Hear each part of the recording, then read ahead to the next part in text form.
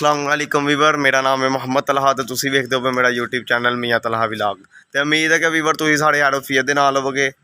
तो अज का विलाग शुरू करने तो पहला मेरी तुहाडे अगे एक रिक्वेस्ट है कि तुहां अजे तक मेरा चैनल सबसक्राइब नहीं किया तो जल्दी ना चैनल में सबसक्राइब कर दो ताकि हर नवी आने वाली वीडियो का नोटिफिकेशन तुहानूं सब नाल पहला मिलता रहे। इहदे विलाग दे विच मैं अपने घर दे क्योंकि हुण रबीउल अव्वल दा महीना शुरू हो गया है, मिलाद दा महीना भी है तो सारे लोग जिहड़े सुन्नी ने वो सारे अपने घरों के लाइटां लाते हैं। तो मैं भी अज लाइटां लान लगा। अज के विलाग के मैं अपने घर के लाइटां तो झंडे वेंदे हो पिछे पईयां सारा कुछ। तो पिछले साल दी चैक करने कि सही ने विचों काफ़ी ज़्यादा लाइटां ने चैक करने विचों कि सही ने तो कि नहीं सही। तो झंडे भी लाने तो लाइटां भी लाने।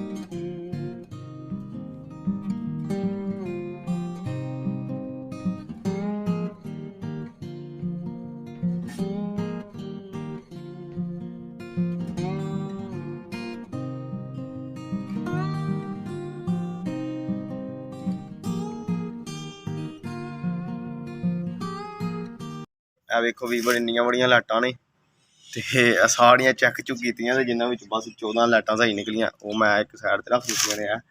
ते हुण लाने ते जिन्नियां पूड़ियां ला लैने फिर बाकी बाद च आपे लिया कर फिर बाद च ला लांगे। वीवर सब नाल पहलां ते लाने उत्ते माउंटी दे उत्ते चल के लाने पौड़ी लभना फिर लाना। पौड़ी तो पहले ही लगी है, मैं पौड़ी लभना फिर चलो उत्ते जाने।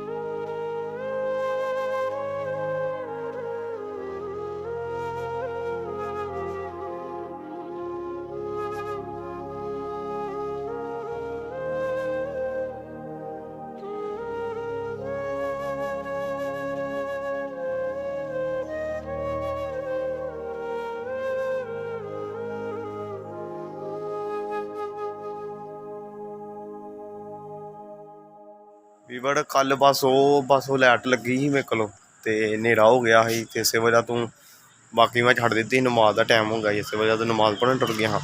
तो हूँ इस टाइम धुप्प भी नहीं है तो हूँ बाकी लाइटां लाने तो वीडियो मुकम्मल देखियो जी।